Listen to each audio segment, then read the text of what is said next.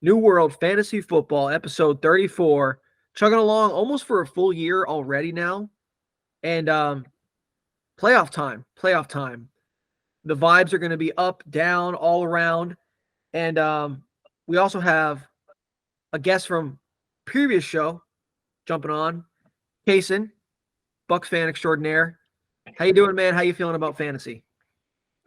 Hey y'all, I'm doing good. Vibe checks for me are at a high at the moment. We're in the glory season that only few are able to experience in the fantasy world. I've been on every side of it many times throughout the years, but I did make it to the final four. My team as the sixth seed, kind of the redheaded stepchild that snuck in and is just clawing my way for every victory I can get. So I'll take the one.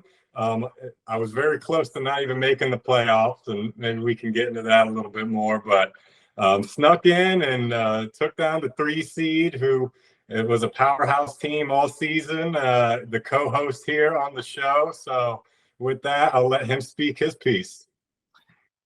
Well, I appreciate that. I appreciate the powerhouse moniker. But before I kind of get into my piece, because I apologize in advance, it will be lengthy.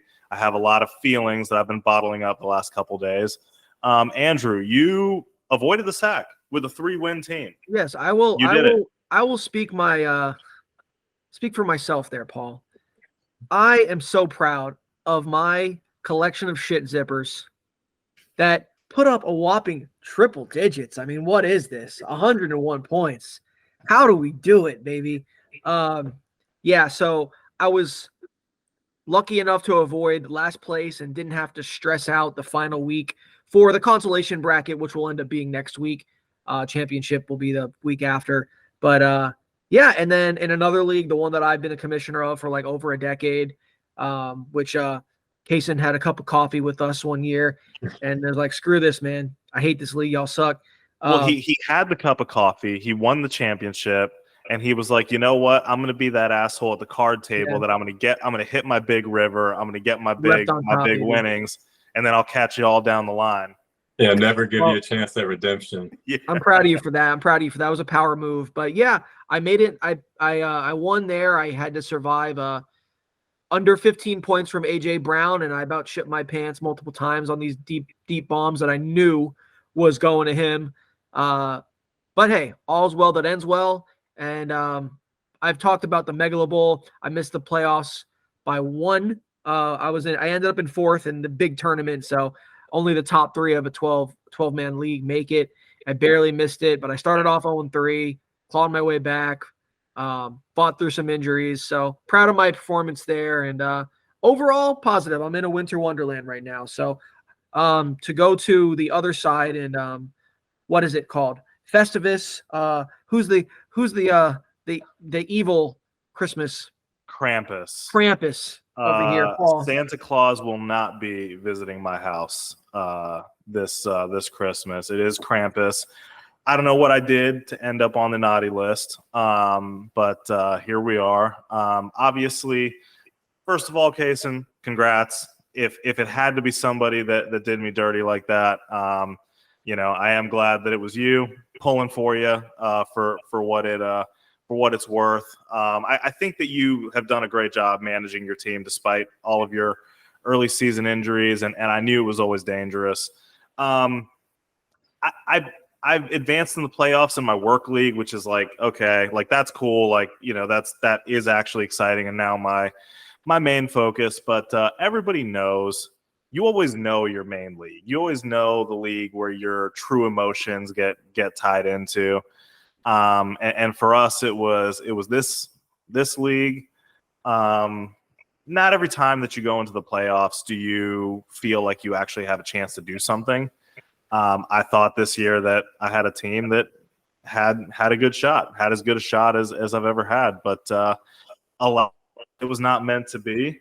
And I've been trying to really save up like my kind of like emotional state for this thing to like let it out publicly. I want everybody to get kind of the raw reaction. On Sunday, I was just numb. Like, I watched James Cook's second touchdown. I knew that it was over, and it was just over, just like that.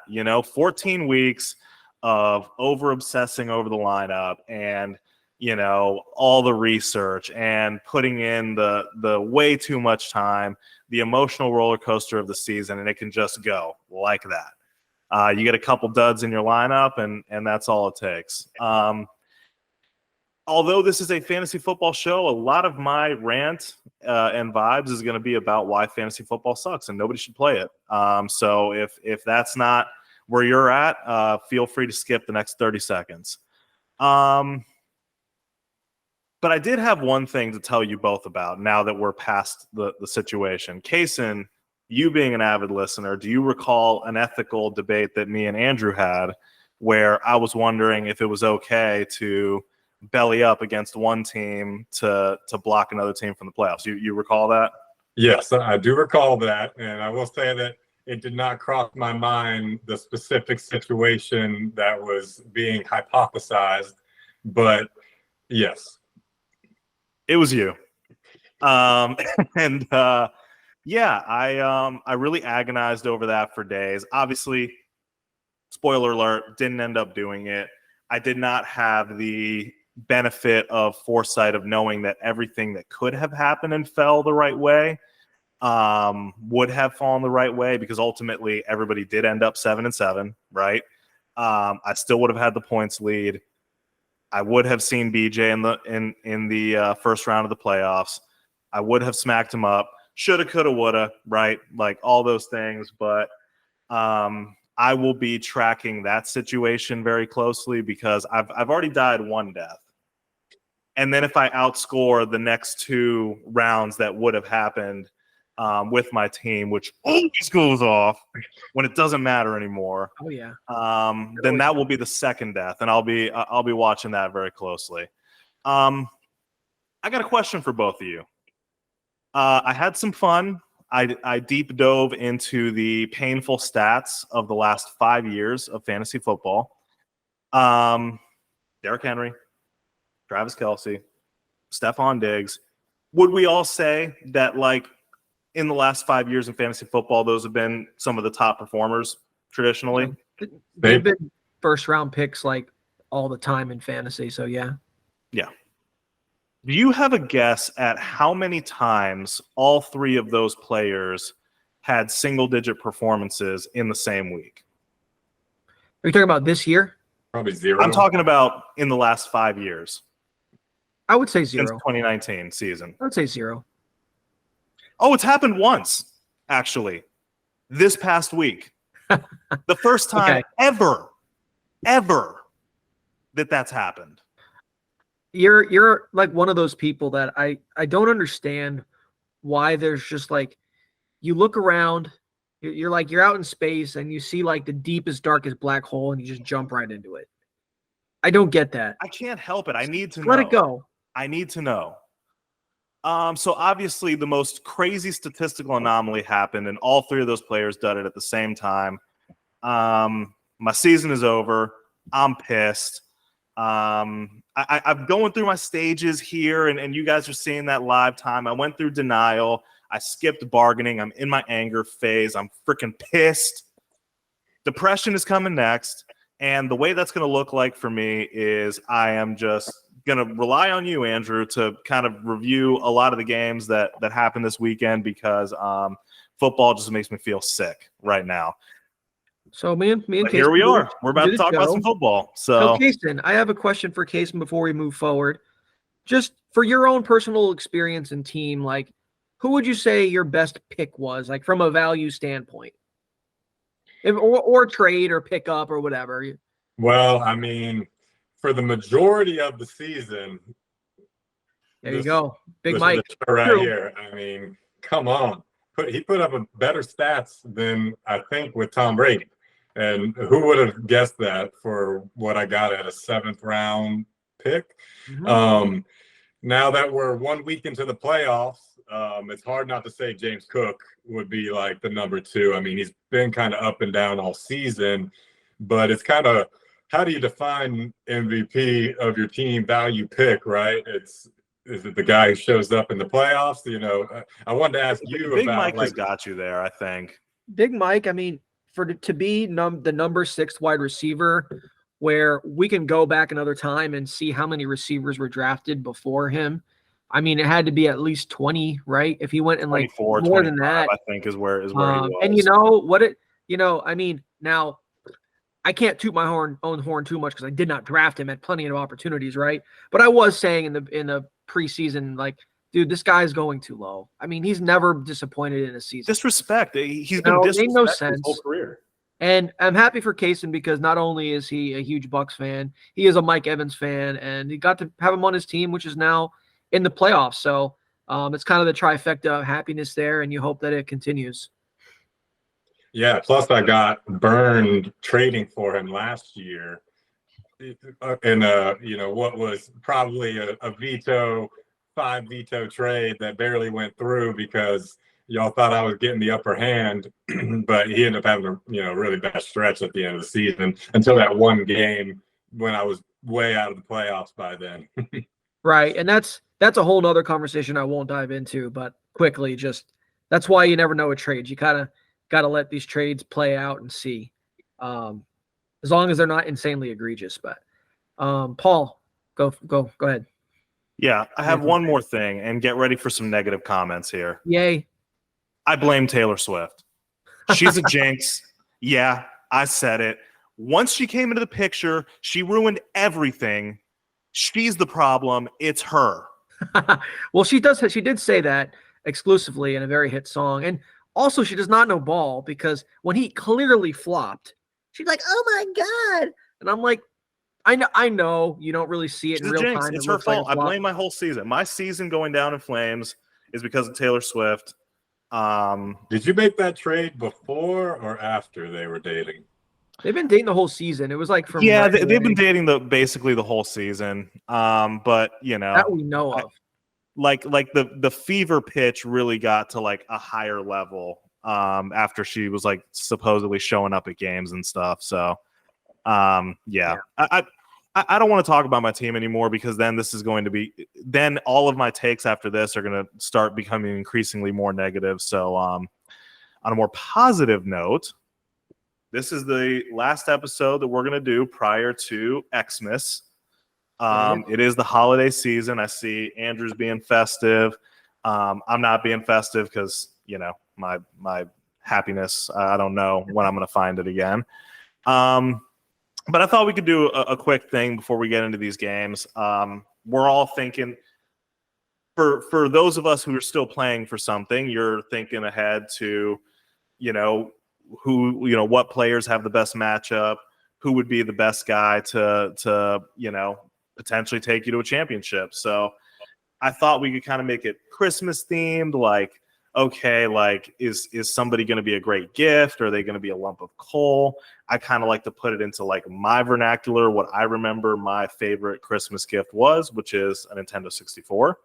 I'm sure my fellow millennials will relate to that. Yeah. So I'm kind of thinking, is it an N64 or the console that flopped that came out right around the same time, the Sega Saturn?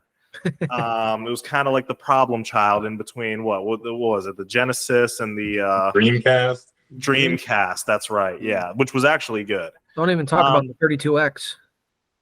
That thing was exactly. Andrew's the big gamer among us. He's more well versed in these things. But I just want like one player from each of you, 2 players, I guess technically, that you think is going to be an N64 hell yeah mega start, or they're going to be kind of like a Sega Saturn. You thought it was awesome, and then you tried to play a few games, you realize it's pretty buggy and doesn't really do anything. It's all you, Kaysen. And I think there was also, when you prepositioned this prior to the show, a expected perceived value of the purchase as well, right? That's right. I just wanted to kind of address that angle of where I was going with this. And you know me, I have to make it about my fantasy matchup, and that's all I know right now. That's what I'm focused on because I've got a few lineup decisions. So I'm looking at the man across the table for me, my opponent this week, and I'm trying to find someone in the top 24 that I think is going to be a dud this week. And for the sake of not having ice cold takes, I'm going to avoid the Thursday night matchup because I know when the videos get dropped that I could be eating my words early. That's so smart. That's smart. I'd rather stretch it out till a later matchup. And I say that because my opponent has half of the starting roster for the Rams and Alvin Kamara. So we're not going to go there. But I think that my N64, and I'm looking at Fantasy Pro rankings. I know this is what you guys normally kind of refer to. The number 18 ranked running back this week is David Montgomery.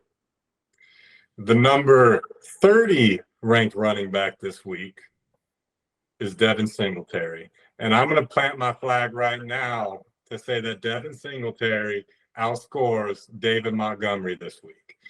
They both have tough matchups. I think that the Minnesota matchup for the run is arguably as tough as a banged-up Cleveland defense right now. Yeah, David Montgomery is going to get his 15 carries, but he's obsolete in the passing game. Guess who has not had more than 22 receiving yards all season? David Montgomery. Okay. Guess who's had 50 receiving yards or more in 2 of the last 4 games? I don't know. Maybe Devin Singletary. You're catching my drift. And I couldn't agree more, man. And I think the game there is volume. They seem to be lagging behind on this Devin Singletary explosion late in the season. So, I mean, if you have any couple guys that you like rising going into the playoffs, Devin Singletary and James Cook are a few good ones to have. Yeah, no shit. I found out firsthand. So yeah, I actually agree. That was one of the options that I had as well. Like Montgomery, it's going to come down to a touchdown, right? If Monty falls in the end zone for 2, he's going to outscore a lot of people. But Monty, as opposed to what we kind of saw from him through the first 6 or 7 weeks of the season until he got hurt, he's not the number one back. He's not getting the majority. He's much more he's the one, the hammer, the guy near the goal line. He still kind of has that same role, but if that goal line work doesn't cash, absolutely Singletary's the better play. So I think the process is solid there. Since I'm already talking, I'll just throw mine out there. I do not like James Conner this week. He's still, I believe when I check, technically a top 24 play, if I'm not mistaken. I know he gets a lot of volume. I know he's James Conner. He should be good, but Chicago's defense, I think, really sneakily is the best rushing defense right now. Sweat's been a revelation for them. So, even though you can kind of pass on them a little bit, the running attacks just have not been moving the ball against Chicago. They've been playing better. Arizona's offense is not great with Kyler Murray under center right now. And I think the sneakiest, worst thing about James Conner is he really hasn't been catching passes the way we're used to.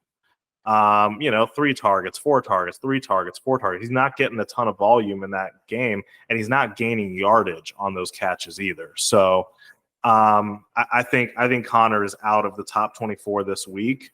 And a guy I like that I don't think Fantasy Pros has caught up to yet is Gus Edwards.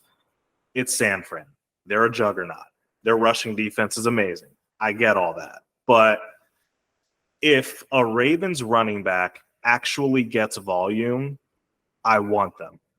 Always. No matter what the matchup is, if a Ravens running back is going to get volume behind that line with the threat that Lamar always has lurking, I always want that guy no matter what. So, thoughts, team? I mean, the Ravens are the number 1 rushing attack in the league with all the adversity of injuries and things. I mean, I saw a stat recently. They're over 150 yards a game on the ground, I believe. That's crazy. And they've been splitting it among 3, now just among 2. Yeah. He's got as good a bet as anyone to flop in for 2 touchdowns on any given week. We know that. And if he gets the usage, he's proven he can get the yardage. So you guys went with running backs.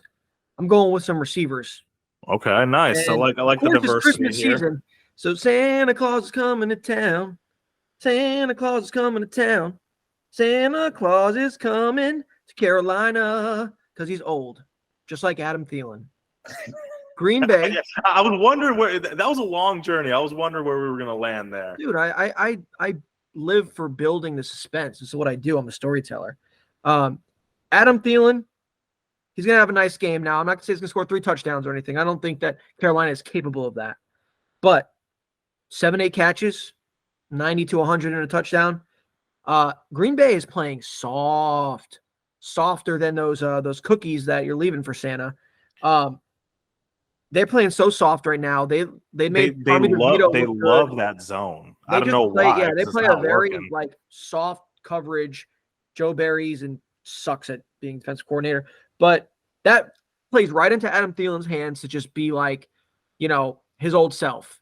And I think Carolina, with this new coaching staff, they got a little bit more of a spark, and it can reinvigorate those old bones for 1 week. So he is my gift to find under the Christmas tree. And then my lump of coal. I think this one's going to be surprising. We talked about it a little bit, the matchup, last game of the week. But so maybe you'll forget about this take, but I'm wrong. But Monday night, I think Debo is going to have a bad game for just simply, it's not his turn this week.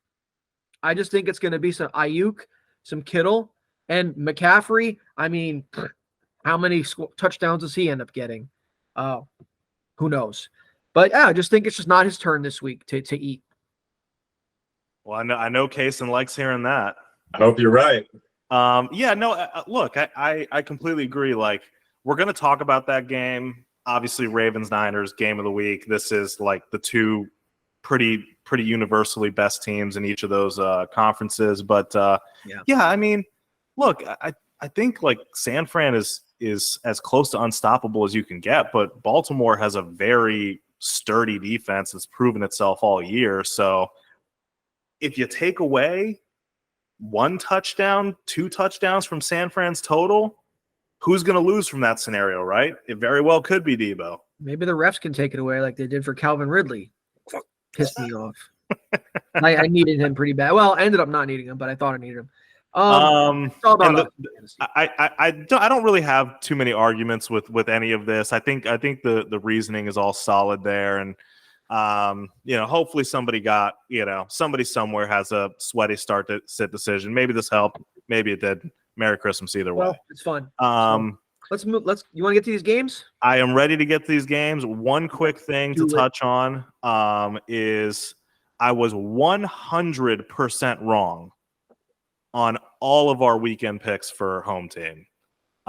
You were right on 3, but I pivoted 2 picks. Obviously, I was wrong on my own, pick, but I picked you as well, actually. So I was wrong there. Sorry, but you picked up 3 out of 4. I was 0 for 4. For whatever that means, we're not tracking that. But I did pick up 2 more on you in our season-long game picks. I'm starting to get away from you, Andrew. You gotta pick up some steam here. I'm up by 5 now. I really don't care. It's fine. I'll buy your damn steak. Let's get to these freaking games. All right. So Thursday night football. We got NOLA visiting LA, the Rams, that is. Given the Rams 4 at home, 44.5 over-under is healthy. I guess with like the fantasy options in this game, I think it's pretty easy. We kind of know what's going on there. But one question I did have for Marchese is we saw a lot of this against Tommy DeVito, after a sack or an interception, or obviously, anything bad would happen. Is that cultural appropriation? Can we call that appropriation for, I don't believe that gentleman was Italian. Yeah. I'm not a big believer in the whole being PC and all. Listen, if you want to joke, then I put it under the category of joke. And it's a competitive thing. They're trolling them. Italians are kind of, like I said in the last episode, one of the last groups of people you can just make fun of with no consequence. And I really don't care. Like, I'm Italian. We take it on the chin. It's like Rocky. It's about how hard you can get hit and keep moving forward. Tom DeVito's going to keep moving forward. It's all good, dude. It's guys being competitive. I don't take it like I thought it was funny. I was just trying to poke the bear there for content, but that's fine. You didn't take the bait. Nope. I got your racist thing. I don't like that stuff. I don't care. I digress. Talking about real football now, so Kaysen can get back engaged with us here. Olave's questionable on a short week. So, at this point, being that it's Tuesday, really not much of an update there, but they need him back big time. And Taysom Hill has yet another dud. It looks like it was, on low snaps. Maybe they were working him back in. But, that's really, I think, what the people want to know. Is the cheat code over with? This is me personally. 4 weeks in a row, I've been riding with this guy, and he's killing me. It's do or die next week. What do I do? You take that one, Keith. You want me to take that one? Okay, so Taysom is just being phased out. He is a pure gadget guy. He's been that for a long time. And when the team doesn't really need the gadget, the go-go gadget, they don't do it. They didn't really need it last week. Rams are a good team. Will they need it this week? They might, but they really just haven't incorporated him in their game plan on any real way. It's not something I would be willing to do because there's got to be, it really depends on the other option, because if you can find a better start, maybe Hunter Henry sitting out there primed for a good game, which means he's going to dud, but I blew my fab pretty early in that league, unfortunately. So I've been on the losing scenario of a lot of tight end pickups. Yeah, I can see that. What do you think? Who's available in your league? Give us some start comparisons there. The Tyler Higbees of the world, the Conklins of the world. In the same team, I guess I can chase Juwan Johnson's one touchdown, but I wouldn't. Dude, my entire tight end strategy, unfortunately, I think kind of revolves around the. Can I give you one? Can I give you one? What's that? Look for, and I'm gonna think. I think this is his name. I think it's Tanner Hudson from the Bengals. We're not even sure of his name. That's scaring me already. I want to say it's Tanner Hudson, but he is the Bengals tight end. Got a little bit of run, and Jamar Chase is definitely out. Maybe that's somewhere you can look. That's interesting. Pittsburgh I'll have to do a deep dive. Yeah. I was hoping you would say something hopeful to make me feel better, but that's fine. It's on you for not having a tight end, idiot. Yeah, no, that's fucking fair. I have not. I've been wrong on every title. Whiffed on all of them. For a decade. McBride, whoever. No, that's not true. You've had Kelce and Gronk, but anyways, Kaysen, this is a big game for you, as you said. Yes. Is your fantasy predictions going to be biased, or do you think you can give a fair one with this Thursday night? Pretty much the Rams triple threat. Yeah, it's hard not to, at this stage in the season, to not just be fully biased. So I'll kind of leave more of the fantasy discussion to you guys on this one, but the game in general, I think, is awesome. You've got two teams that are both playoff. I think they're right, 7 playoff hopeful. Yeah, 7 and 8 back to back right now. So super huge playoff implications. A very consequential game. As a Bucs fan, I have always despised the Saints. They've always been a team that the Bucs struggle against. For better or worse, if we're having a great season or a bad season, those matchups are always a coin flip. We blew them out earlier this season, kind of unexpectedly. And the Bucs have kind of taken hold of the NFC South. So I would love to see the Rams win. But the problem with that is that, that would mean that LJ's fantasy team is probably burying me. So I'm kind of conflicted on my pick here. I do think that the Saints defense always finds a way to keep it competitive. I don't think that their offense can keep up with the Rams. I Off the top of my head, I'm not sure that the Saints have really won any big games this year. It's like they beat the teams they're supposed to beat. The teams with below 500 records they beat, but the teams above 500 records they lose to. They're mid. They're perfectly mid. They're a perfect middle pack team, and I think they'll hang around in this. And I'm hoping it's hits the under. Honestly, I think that's the only way the Saints have any chance. I don't think Derek Carr has the firepower, especially without Olave, to move the ball up and down the field to keep up with the Rams offense. So they're going to have a turnover, a pick six, a fumble. That's going to. Kyron did fumble twice last week. He's kind of proven to be a little slippery with the ball. So maybe that's one angle from a fantasy perspective. But I think they're all going to do well. But I do think that the defense of the Saints I can't ask for a better matchup from a fantasy perspective. They play well with the teams they play against. The Saints, I don't think the Saints have like an overwhelming defense, but their defense is formidable. The only way that they've really ever won games is by holding the score down pretty much. So, for your purposes and for everybody listening out there, fantasy-wise, to me, Kyron and Cup, I think, are pretty much like the locked and loaded guys that are very likely to have good games. Obviously, touchdowns, they're unpredictable. You don't really know where touchdowns are going to go, but I would likely venture a guess that Kyron's going to get at least one. He gets way too much volume, particularly around the red zone, not to get one. The X factor in this scenario is going to be Puka. If he pretty much settles in as, where he's kind of been, the wide receiver 2, getting decent yardage, then the upside's a little capped there. But hey, that's fantasy football. When you're leveraged with one team and all your players are going, it's either going to be a great day or a bad day, and you're going to know it very quickly in this week. I'm just quickly going to touch on this game. I'm going to give Kaysen some positive hope here. So 45 over-under is not bad for this year in terms of like median scoring, I guess. But anytime touchdown scorer, Tutu Atwell and Jimmy Graham, at least a couple of those touchdowns. But doesn't it feel like Matt Stafford and Derek Carr are just right in that zone where they're going to crash? Because Derek Carr had a good game. Does he ever have 2 good games in a row? Not really.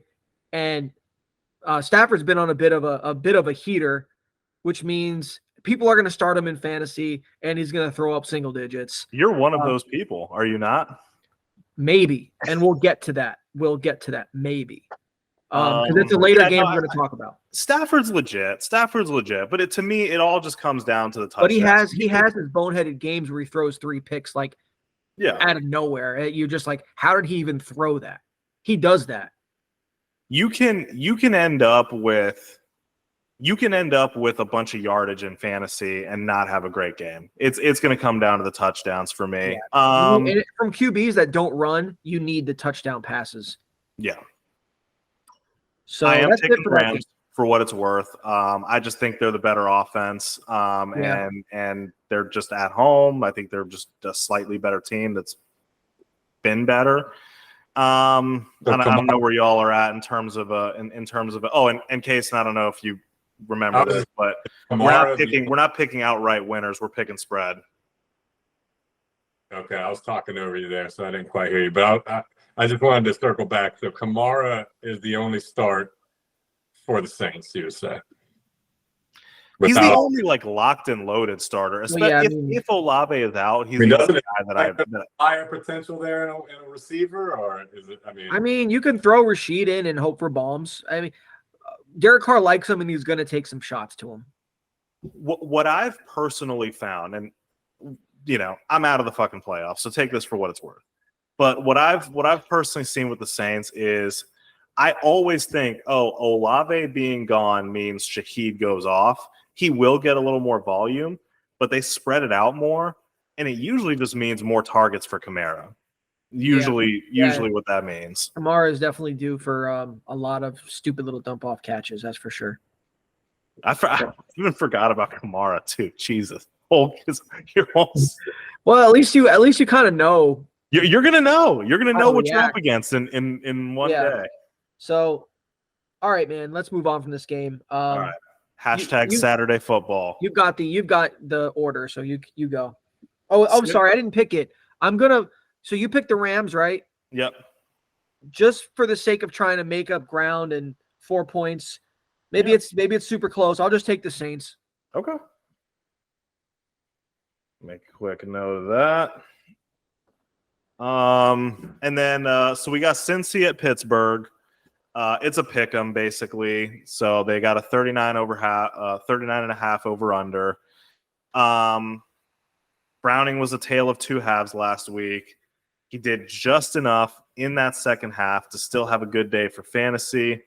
I thought it was a cool story. I didn't know this until the telecast. But apparently the Vikings were the team to cut him in 2020. And he was yelling into the camera at them and shit. So I thought that was pretty cool. Jamar Chase with an AC sprain. Yeah. At the time they were calling it day-to-day. Now we know that he is for sure at least going to miss this game. And honestly, with AC joint sprains, probably more. So it would seem like T. Higgins is a smash start. Not like it matters for me. But it would seem like T would be pretty safe volume at that point. What do you all think? Yeah, I would definitely go with I think T is definitely a start. You saw him have to take over that wide receiver 1 role. And yeah, he doesn't produce like the insane juke 3 guys, spin around somebody, jump over a dude, touchdowns, but he does produce like, all right, let me throw the ball 25 yards down the field, and T has a really good chance of coming down with it. You get a few of those, and one's in the end zone. Like, okay, he's had a good game, and I don't see how he doesn't end up with double-digit targets in a game like this. Yeah, I mean, T's a smash start. Of course, you're going to start Joe Mixon. I think there's a few questions for the Bengals. Right. Desperation plays, as I said. Tanner Hudson, their tight end. Tyler Boyd always seems to come back into the conversation, but that is super scary for me because they have two rookie wide receivers they drafted that it looked like they want to try to get on the field. So Tyler Boyd, I'm not super confident in. And then Chase Brown. Chase Brown has been ravaging about 10 opportunities a game the last 3 games, taking a little bit away from Mixon, so he's worth a stash.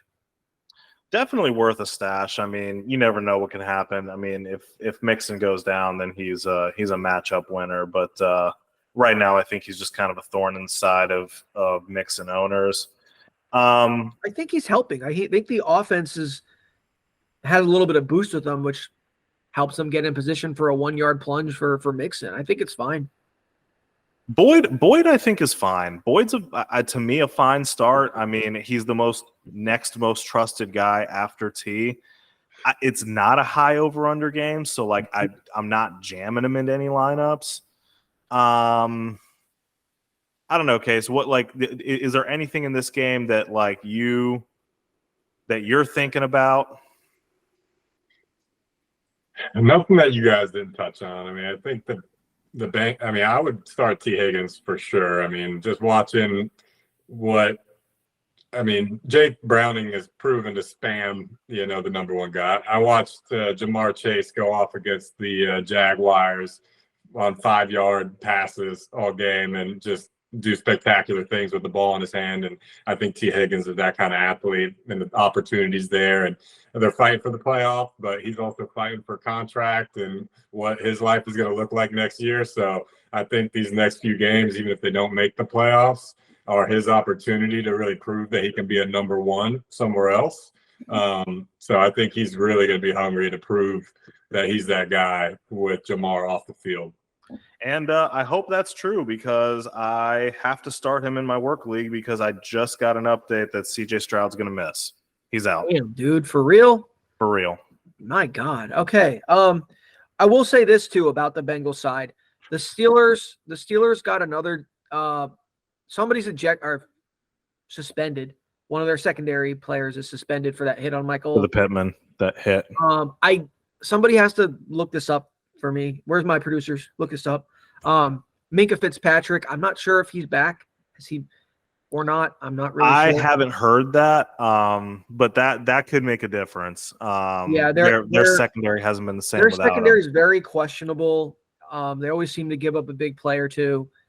Yeah, I mean, okay, that's really it on the Bengals side for me. The Steelers side, they just benched Trubisky. It's going to be Mason Rudolph.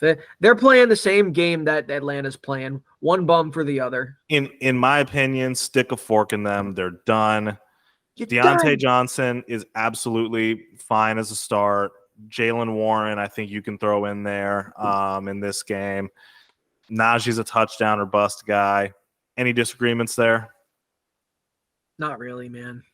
No. Is it the end of the Tomlin era before our eyes?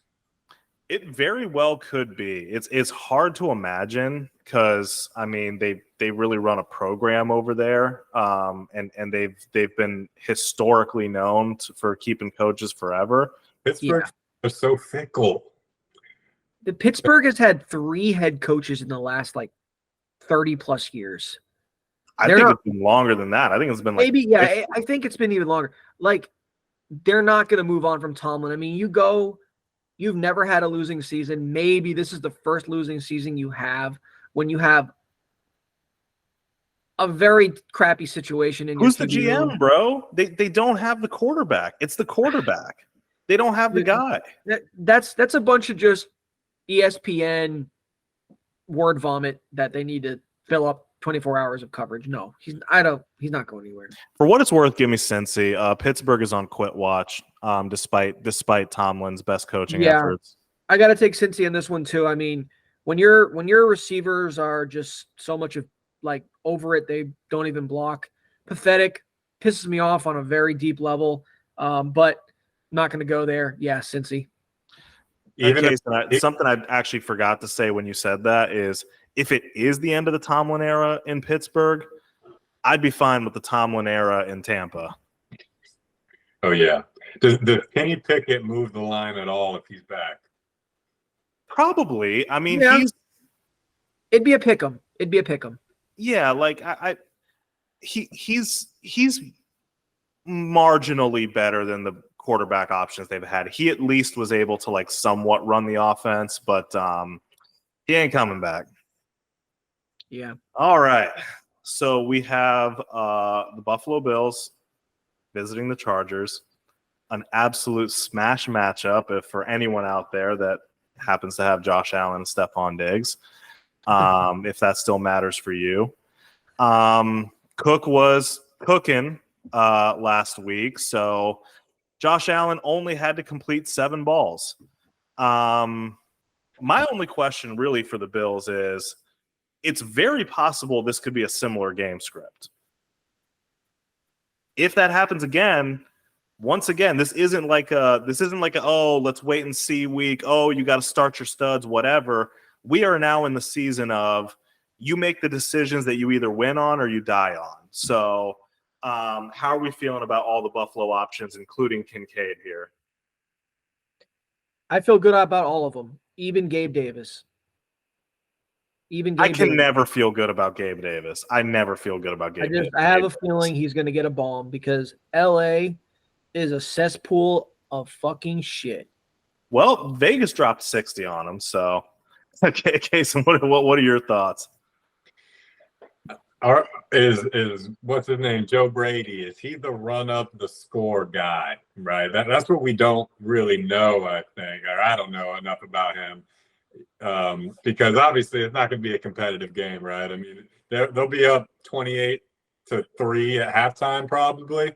Does that go to all the studs? If anything, does Dawson Knox catch a touchdown in there? Is there another guy that sneaks into the end zone? And then what does the second half look like from there? That would be my only concern in this game, is if it gets out of hand quick. The Bills are playing like I think really good right now. I think they found something they really like in James Cook, and they're going to ride him most of the game until they don't need to anymore. That's going to be a big part of it. But Josh is still going to throw a few touchdowns. I think they're going to score at least 5 touchdowns in this game. And the thing is, these are the ultimate like trap games that you can't do anything about. Of course, you have to start everybody in Buffalo because it's a fucking crazy matchup. The Chargers quit very obviously on their season. So, of course, you have to start everybody. The absolute safest start is James Cook, because they're going to be playing keep away very early in this game. So yeah, I mean, start all your Bills, and I'm not starting Gabe Davis ever again. If you've got a hunch about the touchdown, of course he's capable of 3 touchdowns, but like I can't bet my season on that. Gabe is just too unreliable to me. That's more of a flex guy if you need like, okay, let's say you're Kaysen, and even though we're not as tall, we still like to pretend. So if I'm Kaysen and I'm sitting there and it was a solid night Thursday night for his opponent, that's a good spot to throw in Gabe Davis and be like, hey, I hope he gets 102. That's a good spot for it. So now he gooses you and you're in an even worse spot. All right, well, you're just a negative Nancy today because you're crying still about losing, but we've seen Gabe Davis have big games. I agree. This is a matchup to do it. This is as good of a matchup as you could hope for him to catch a broken play bomb. And that's what he does. He's not like a guy that's scripted into the game plan throughout the game, really. It's these occasional 2, maybe 3 shots a game that he might get out of the blue because Josh Allen decides to yeet it on second down instead of taking the 4 yards to put him in third and short. He's going to just heave one up on second down because he thinks they can get 10 yards on third down regardless. And that's when a play like that will happen, and he'll break one off for 75. Paul just told a story last week about the exact same player, Robbie Chosen Anderson, who did that for him in a playoff matchup. It's possible. I would rather start Josh Palmer on the other side. If we're really looking for like touchdown or bust, like explosion play guys, like transition, that wasn't a very smooth transition, but transitioning to the Chargers side, and that total shit show that they have going on over there, I think it's possible they end up getting the interim coaching bump because Brandon Staley's finally gone, but that bump's not going to matter. Eckler's losing snaps. He was like up under 40%, I think, last week. Keenan Allen, in theory, could play. I don't really know why he would. What's the point of risking a veteran player? Like, your season's toast. Q Johnston and Palmer both caught long touchdowns. Out of those 2 in do or die week, each of you, who would you rock with? Go for it, Kaysen. Who would you pick? So I have to be transparent that I did not watch the Easton Stick Experience last Thursday. I only saw. You're a smart man for not doing that. I saw the stat line afterwards, and I don't know that we learned a lot from the garbage time, like Josh Palmer action at the end of that game. But I would fall onto Palmer just because I think it's a safer start. I mean, Quentin Johnson, maybe I've always had this kind of thought, and I may have heard it other places, that backup QBs spend a lot of time with the rookies and the up-and-comers, so they do have a little bit more of like a chemistry, you might say. But I just would not feel good enough about QJ it's a low floor and a low ceiling to me, right? I mean, you're hoping for 1 touchdown. He's not going to go for 100 yards and 2 touchdowns. Josh Palmer can do that, I think, more than Quentin Johnson. So that would be my pick. But I mean, it could be worth a flyer, in a deep league if you just are hoping for a touchdown. I think the most you can hope for in this game is the same type of game script as last week against the Raiders, because that's where the points came for the Chargers, was super garbage time. Yeah. And I Protecting think that time, not score. You mean the same game plan that the Cowboys had?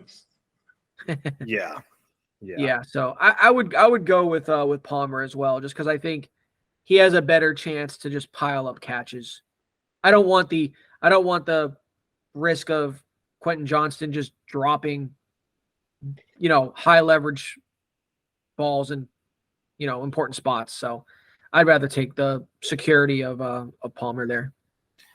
I think we're all in agreement here, but I'll start it. It's Buffalo by 1 billion. I think they're a dark horse playoff matchup, and I think they have a good a chance of anybody to knock off a home team in the playoffs. And I think Josh Allen has a great game. I think he's going to have a great fantasy day. Yeah. The next matchup, which is on Sunday, so now it's going to feel a little more normalized for our rhythm. We got Indy at ATL. It's a 43 over under. On the Indy side, their offensive line, I think, had their best game all year. And that's saying something, because they've really gotten back to form on that O-line and been one of the best O-lines in the league. It doesn't matter who's starting for their backfield. It literally doesn't matter who's starting a running back with them when Q and the boys are grading the road like that. It just wasn't Zach Moss because he got hurt. I have a question for you, Paul. Being the resident Colts fan, assuming if JT's not back, Zach Moss is out, who's the pickup for you? JT's coming back. He is? Okay. It's guaranteed. Okay. Well, I'm not saying it's guaranteed, but like the chatter around the team is we're getting ready for Taylor touchdown.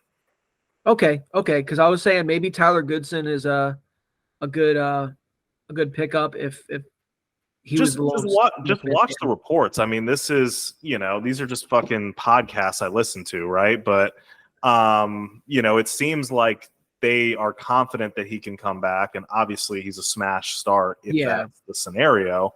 But honestly, especially in a game like this where I don't think their offense is going to be able to do much, and we do not like Gardner dropping back a ton of times, whomever's listed at the starter, I think it's just a smash start. So take your shot on whoever it is on the waivers tonight and go for it. Yeah. Okay. I gotcha. So Colts side. Also, another question: Michael Pittman.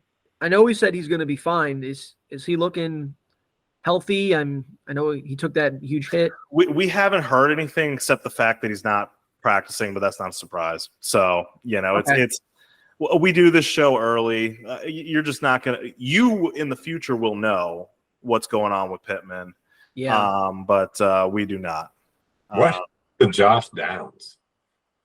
Yeah, he needs to get some more targets because he can do a little something with it.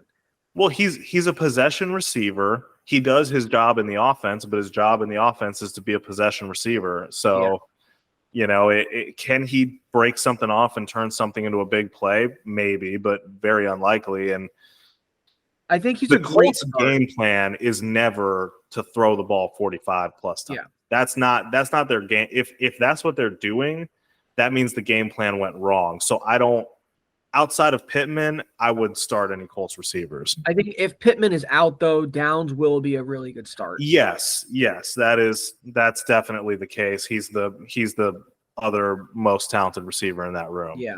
And he's got the ability to get downfield too. On the ATL side, Bijan.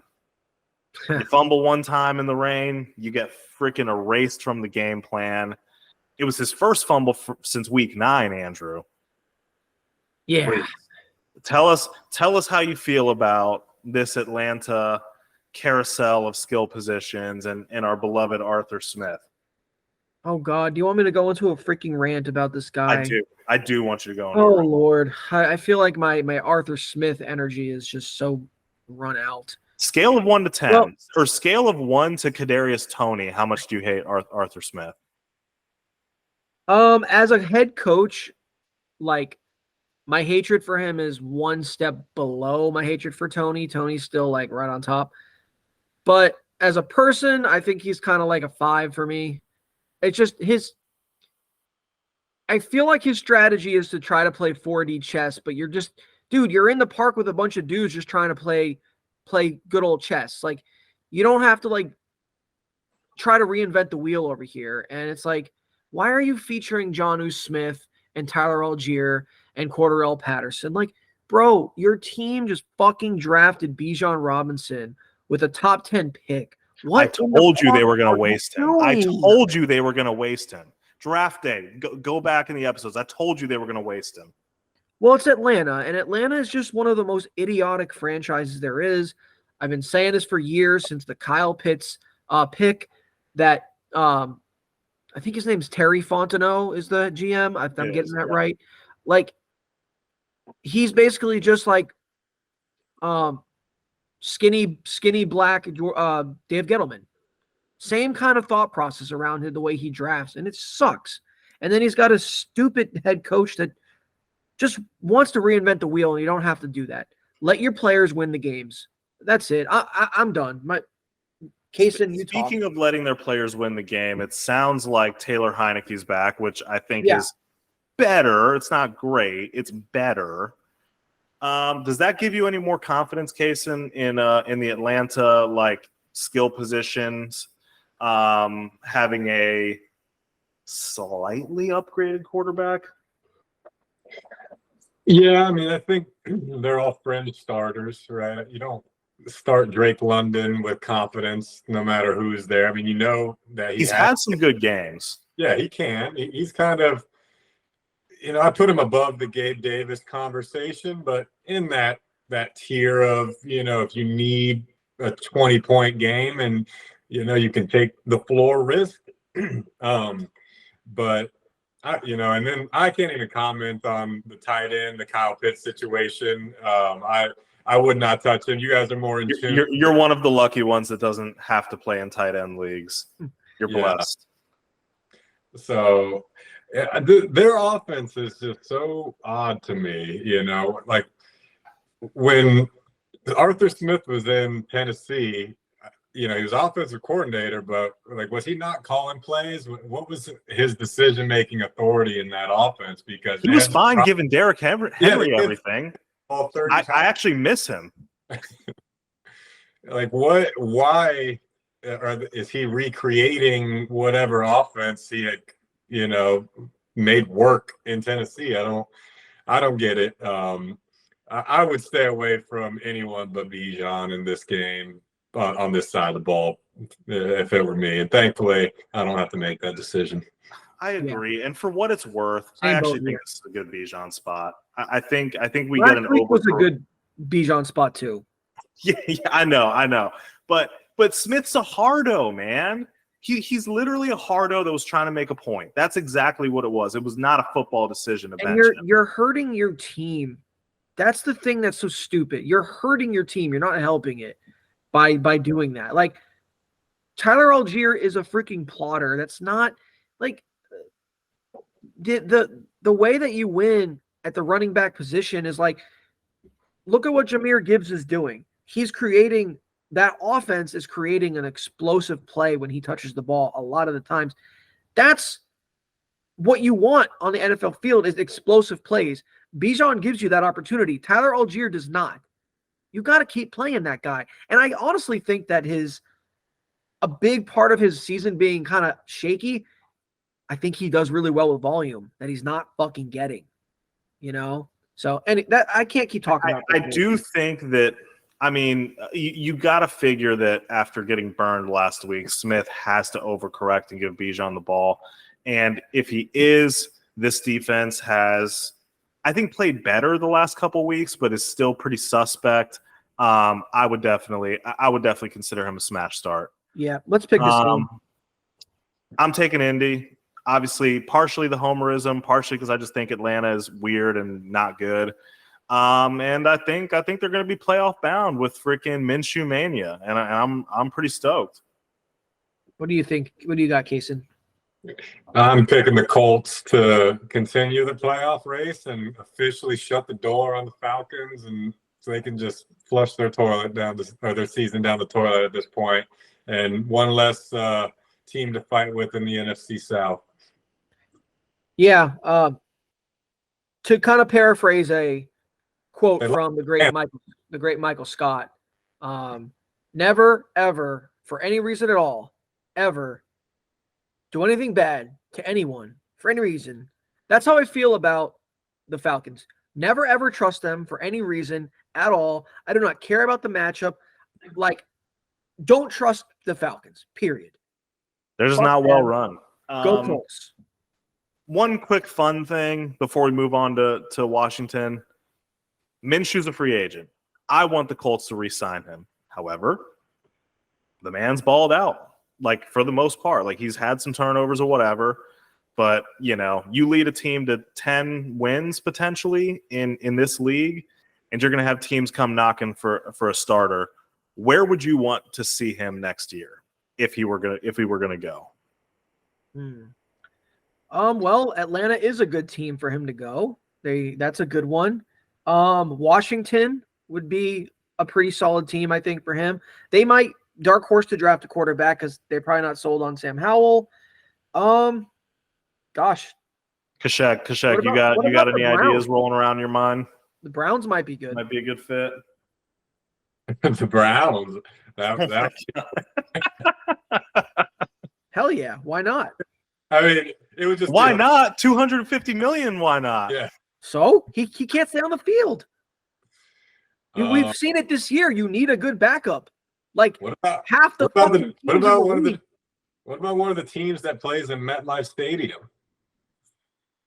That's not really an option for the Giants. I mean, they have too much money already absorbed in their QB position with Daniel. They're not gonna sign him for that. I think DeVito's shown enough to be the backup next year if they don't draft a quarterback, because he's nothing special, but he's not turning the ball over. And as a backup QB, you just have to give your team a chance to win. You don't have to go win the game. Just give your team a chance to win. I think DeVito can do that. For what it's worth, that they were tied up with that contract for Daniel Jones. I thought that there was like unguaranteed portions of it. After next year. Next year there absolutely is. The year after is where they can get out. But I don't want to talk about the Giants too much just yet. But yeah. Yeah. I guess no. Honestly, Indy would be my favorite spot. I think Atlanta makes a lot of sense. But there is nothing if not teams out there that could use his services for sure. This season, it's a good time to be a backup quarterback. Hell yeah, it is. Browning and Minshew are going to be making bags, son. Imagine if Ryan Fitzpatrick or Alex Smith or you name it was still around. If I'm Ryan Fitzpatrick, I'm fucking putting some tape out there, dude. Like, I think he's telling happy me he can't go win a couple games? Joe Flacco did it. Yeah, well, Joe Flacco also is just not the personality getting all the endorsements that Fitzpatrick is. That's fair. But if Flacco can come off the couch and give Cleveland some usable weeks, I'm starting to think that there's other quarterback options that these teams are just failing to find. Speaking of quarterback options that teams are failing to find, we have two of them right here. Washington at the Jersey Jets. They're given a field goal at home with a 40 over under. Boring. Sam Howell got benched, and then he came back, and now they're saying he's not benched anymore. He's going to be the starter again. Terry Mack had a huge day. Don't be fooled, because that huge day came from Jacoby Brissett. Within about 3 minutes. Yeah, exactly. It was like two big bombs. So obviously I would prefer if Jacoby Brissett was called the starter. Curtis Samuel caught 2 short yardage touchdowns.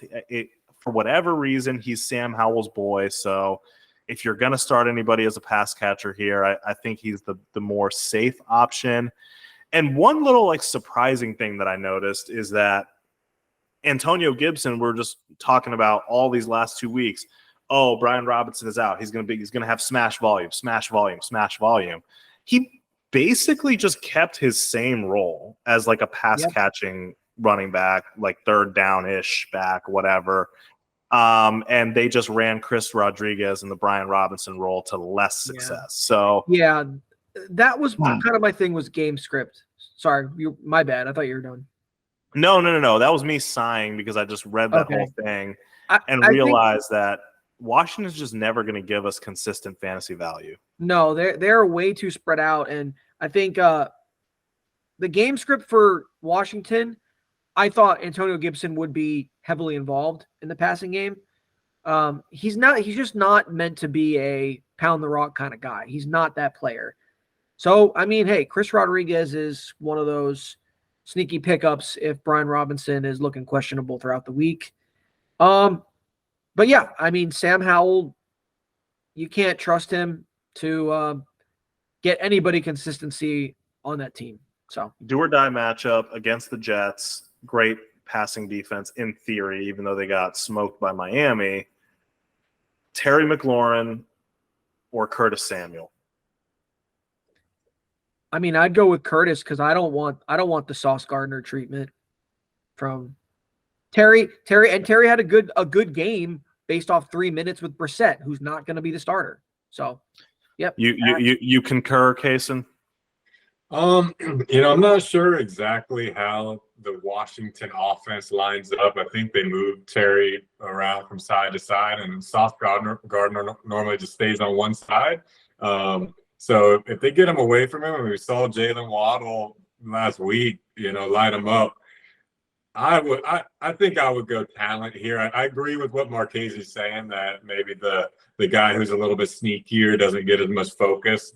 But it's always tough for me when you get two teams that are eliminated from the playoffs and you're trying to figure out like how much they're really putting into the game, who's going to risk it. And you start thinking about, contracts and things like that and what they're really playing for at this stage in the season. So I'd go with Terry Mack, kind of just talent and name value. But yeah, I understand that, but Sam the Howell has been such a freaking weight for Terry McLaurin's value. And if it's gonna be him under center, you're praying that he gets another bomb because he doesn't get the targets from Howell. It sucks, but it is what it is. I think, and so this is my theory. I never played a down of organized football in my life. Look at me, you can probably tell through the camera. But my suspicion is that Sam Howell is not a contested ball thrower. He's not a guy that's going to test a one-on-one and try to be accurate and give his guy a chance to catch it. He's going to try to take the profit and take what's there. Yeah. And I think that Terry Mack needs that kind of guy, which is why he was magical for 3 games with frickin' Fitzpatrick. But, I don't know. That's my theory. Could be totally off base. No, I think that's a good theory when you're not somebody who's analyzing that game to that deep level. That seems like it would make sense. On the Jets side, they just got goosed by Miami. They're doing the quarterback shuffle like all these other teams, but their offense is going to suck no matter who's at quarterback. Obviously, Brees had a bad game last week because the entire offense had a bad game. But I think that you can definitely start Brees and G. Willie against the Manders. They are hot ass. Do we have any different feelings there? If you were ever going to start them, if you have them on your roster, you're starting. Yeah. Yeah, that's how I feel. There's nothing else to say about that. You start those two guys, you move on with your life. I'm going to pick the Jets here. Obviously, both teams are bad, but with the Jets, at the very least, I think that I can trust their defense most of the time, and I think they're better coached. So if you're giving me, basically a field goal at home, yeah, I'll go with the Jets here, and I'll go against America. Okay.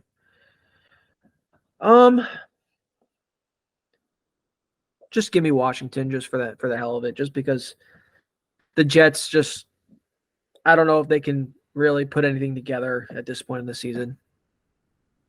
So Shaq, you're the tiebreaker. I'm going to go Jets also. I just think at home they've got a little more spirit. They've got the never-ending, Aaron Rodgers.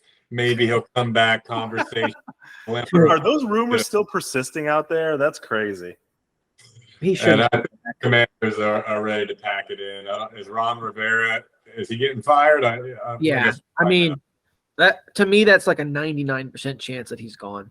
But I think Saleh does not. So yeah, I think the players are still playing for the coach they know is going to be there next season. That's my picks for the Jets. All right. So we got Detroit at Minnesota, 47 over under. They got Detroit as a field goal favorite. Obviously, last week we had Detroit as a get right game. Totally slapped up the Broncos. In that kind of battle of teams that we were a little bit iffy on, I think Detroit really flexed their muscle. And Goff was awesome. And all it took was for me to bury him and say that he was turning back into a pumpkin. So I guess I need to do that more often. But he's on the road this week. He's against a defense that has been pretty good, over the back half of the season. Is he a top 8 guy? That's my question here. Top 10, top 8. I don't ask top 12 in the playoffs anymore because it doesn't half the league's been eliminated, right? So, do you have one of the guys that you feel confident can win you a playoff matchup? Yeah, I mean, when you know that Jared Goff has the upside to throw 5 touchdowns, I don't think he's going to do that again. That's a rare thing. But they like to run a lot. Yeah, but I think he can throw 3. You've got tight end whiz kid over there, Sam Laporta.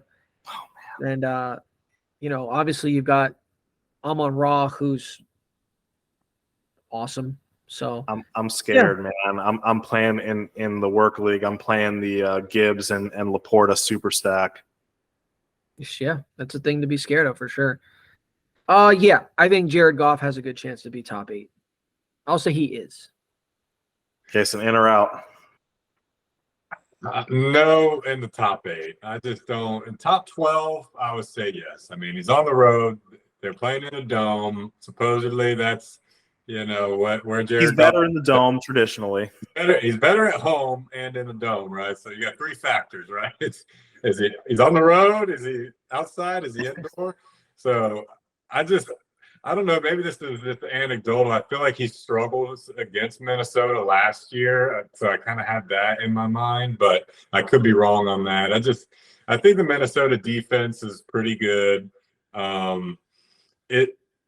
What is the offense gonna? Last week it was run the ball for Minnesota, right? I mean, this is 2 teams that are shaping out to be more running teams, with Nick Mullins, or is it Josh Dobbs or Mullins this week? I don't know, but I don't think it's going to be Mullins. They've given up on Dobbs totally.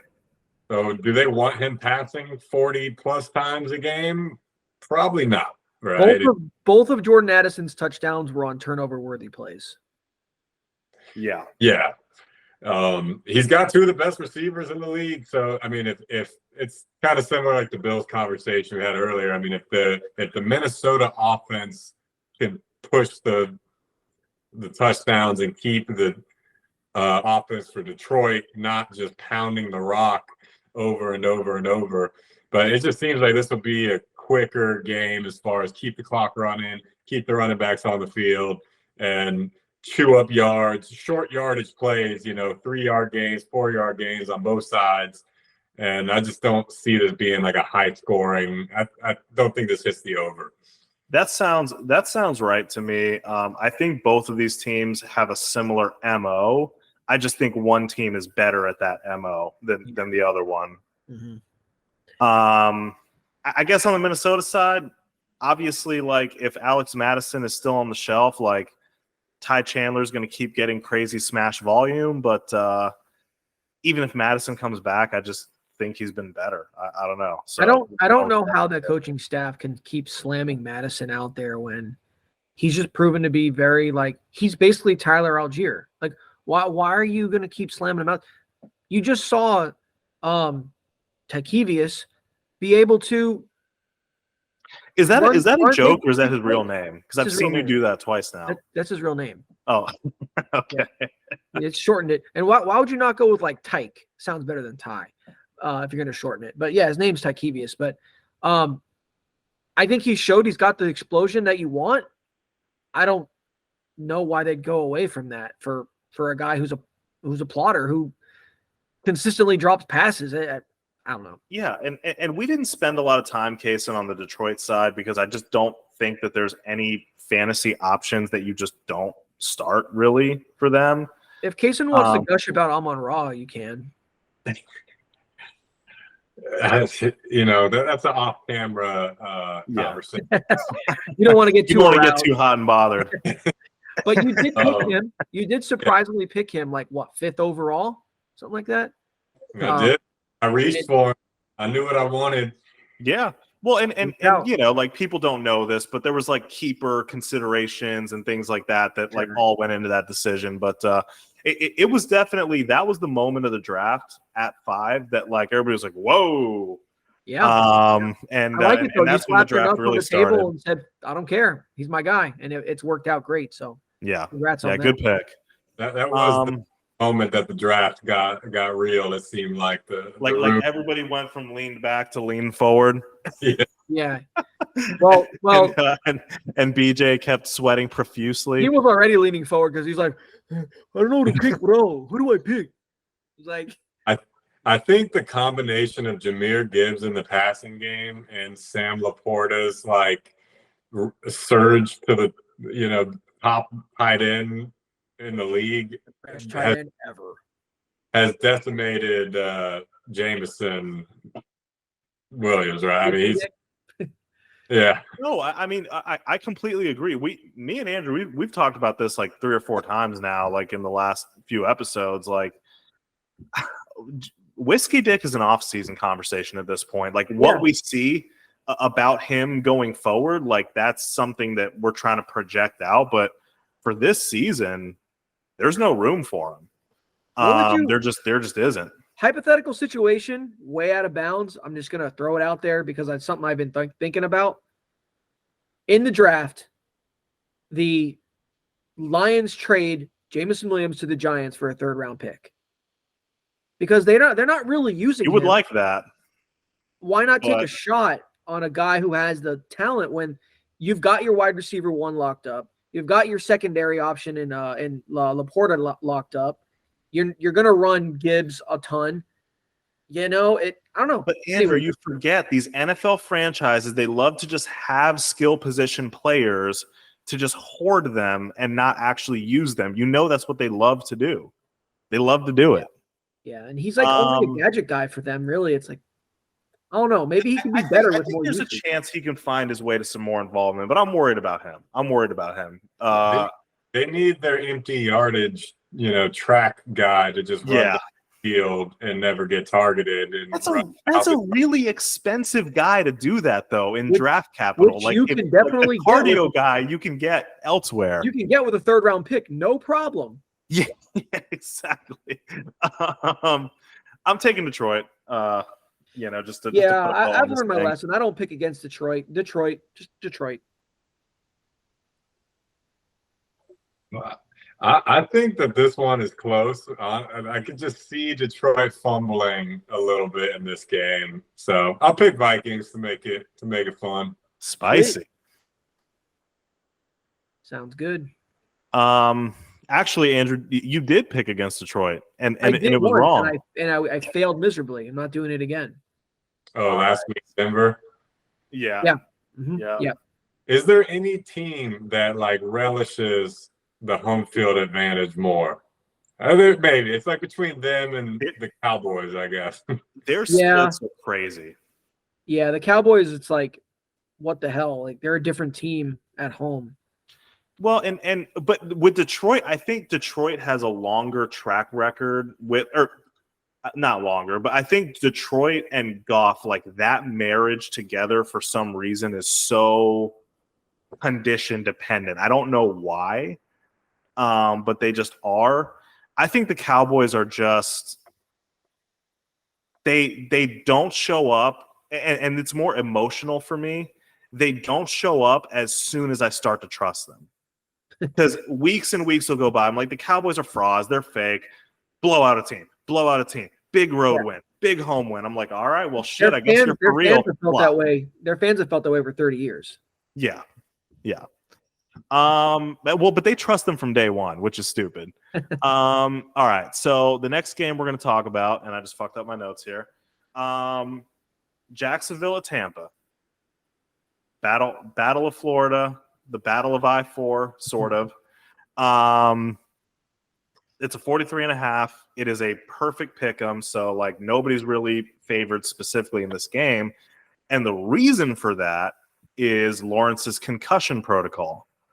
We don't know, like, he could in theory, come back for that, but we've seen kind of both sides of this. Obviously, we're going to talk about CJ Stroud soon, and that's a fucking bummer.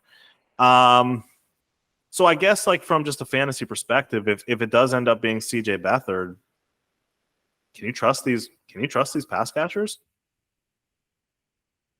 Definitely can't trust them. And by the way, it's pronounced CJ Beathard, because that's how it's spelled. But no, man, it's hard to trust any. A lot of Jacksonville pass catchers have been inconsistent as it is. Yeah. And then you throw in somebody who's not Trevor Lawrence, who's a journeyman. I don't think so. I think the explosive plays are gonna kind of get taken out of that playbook. It's going to be a lot of ETN and probably a lot of safe passes. It is a great matchup in the secondary case, and as you know, what are your feelings there? So I just had to look up. I was curious when the last time we played the Jaguars were. It was 2019. I know that really it's been that long. Yeah. AFC, NFC makes sense. Oh, that's right, the rotation. I forgot about that. Yeah, we play them like once every 4 years, which is cool, but I don't know what to make. So we're talking about the Jags offense. Well, their weapons, their passing game weapons. Like, can you still throw a Calvin Ridley out there just thinking that CJ is going to feed the big dog, or are you staying away? I mean, our secondary has proven to be exploitable. I don't know what last week was at Lambeau, but typically you can bank on 300 plus yards for a QB, right? That's going up against it. Even a backup. I mean, it's hard to imagine even the CJ Beathards, Beathards of the world throw for less than 300, right? So where is that going to go? It's been a very weird year for Ridley. I think you probably have to start him because he's the number one receiver and a fairly high-powered offense against a bad defense, and especially in the secondary. So you got to have better options not to play Calvin Ridley.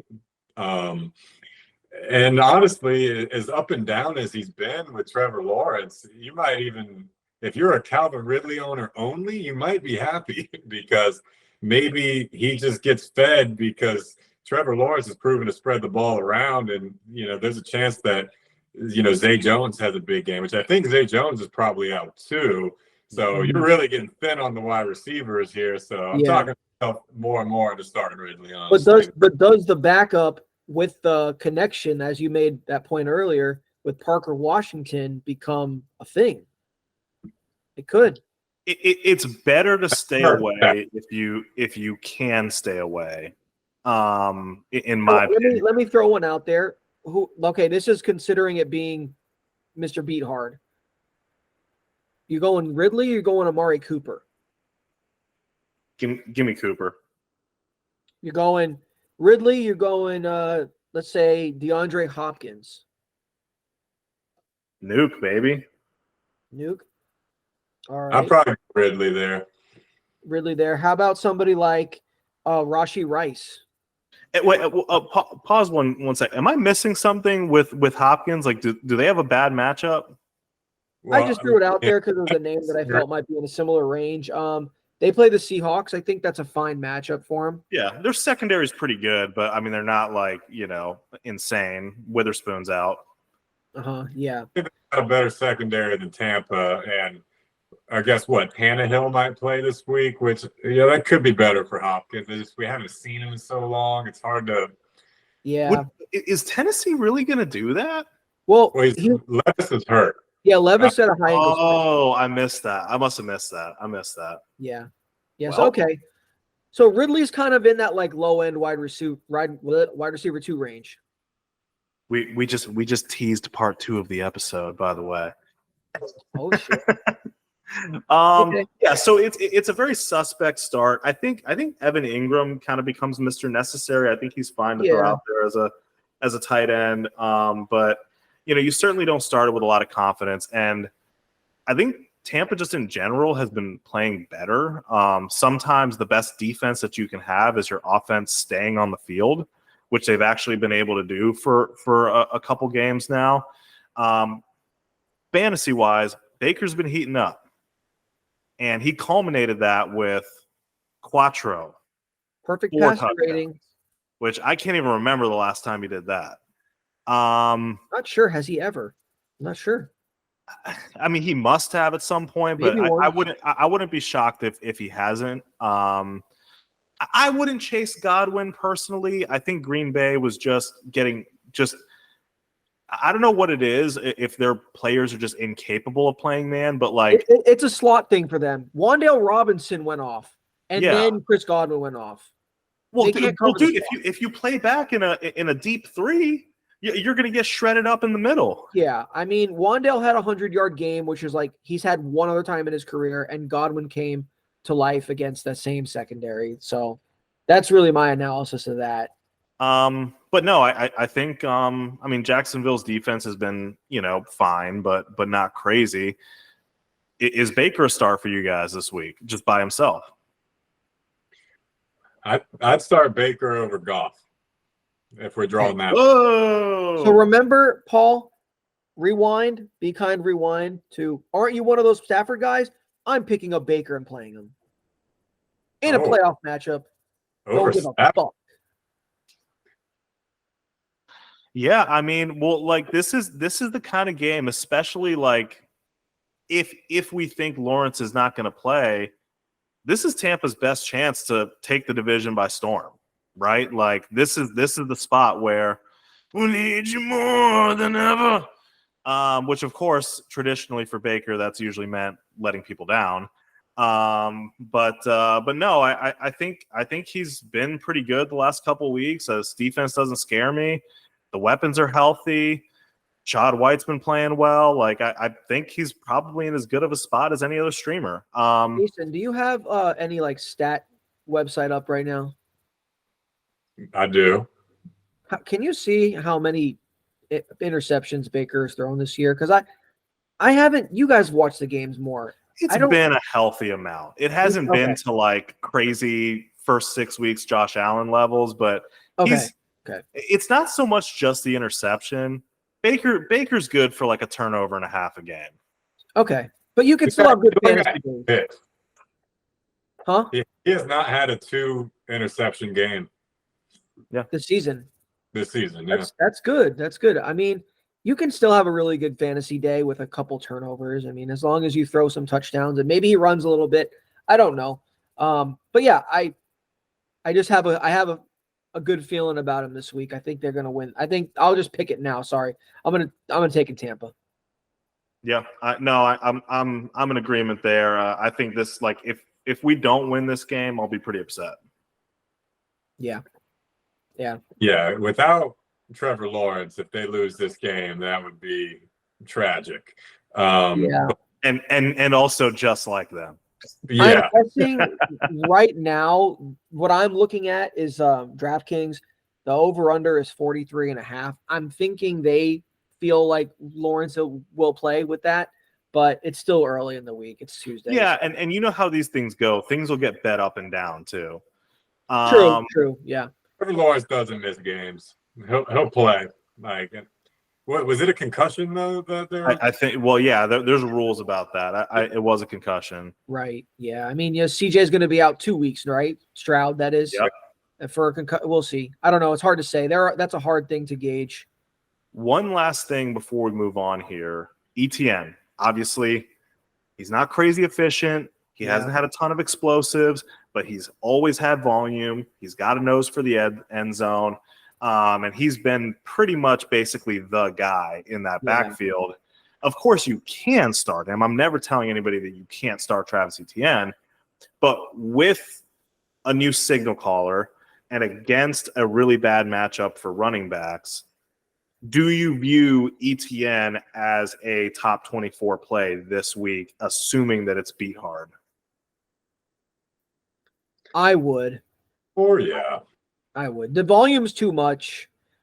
Yeah, I would. I'd call him top 20 even. Okay. And is Vita active? I think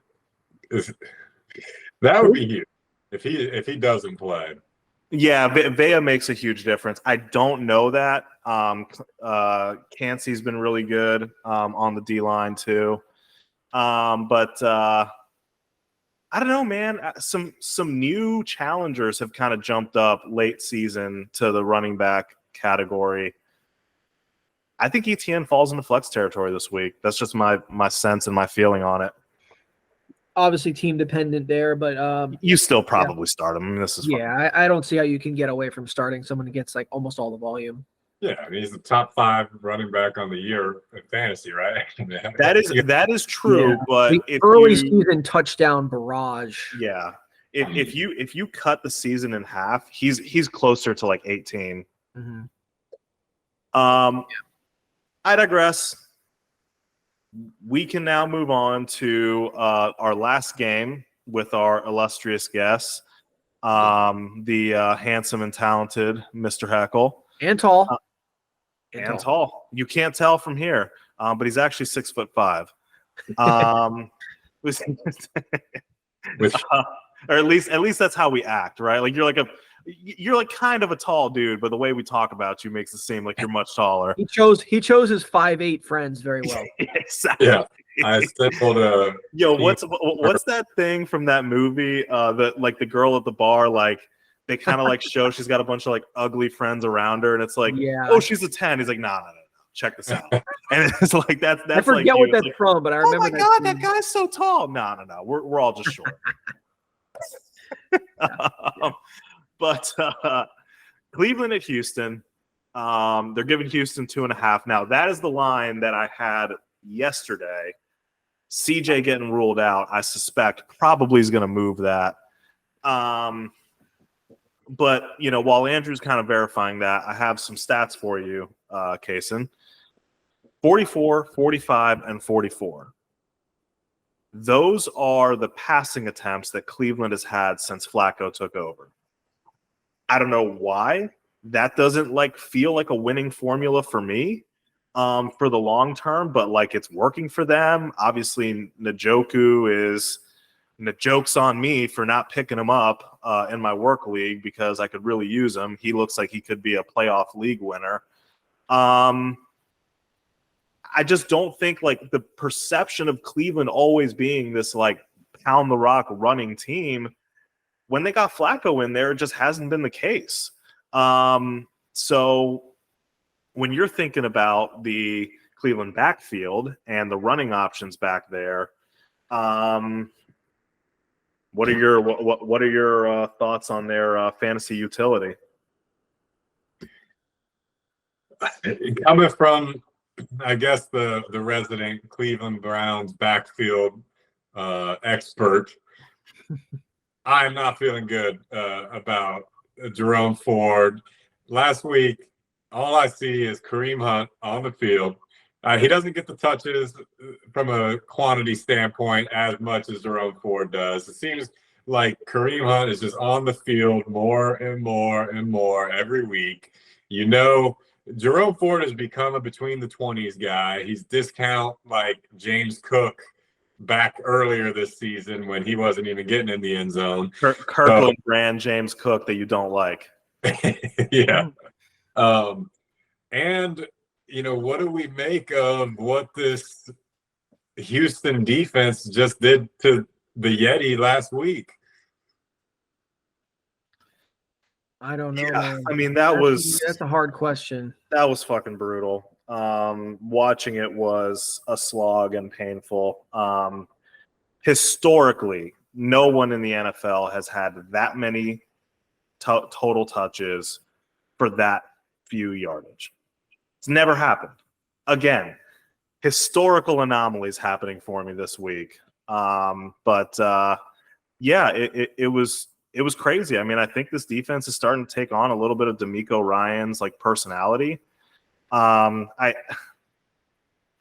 feel like maybe it was a bad day in the office for Tennessee's run game in general because Tajay couldn't do anything. But I think that you might be onto something because the perception of Houston has always been that they are the run funnel, that, every running back goes off against them. I'm not entirely sure if that's held true over the last 6 weeks of the season. Yeah. Yeah, I would agree that, teams change throughout the season and we've seen them morph a bit. Yeah, I think that the Kareem Hunt thing is the why doesn't matter so much in fantasy.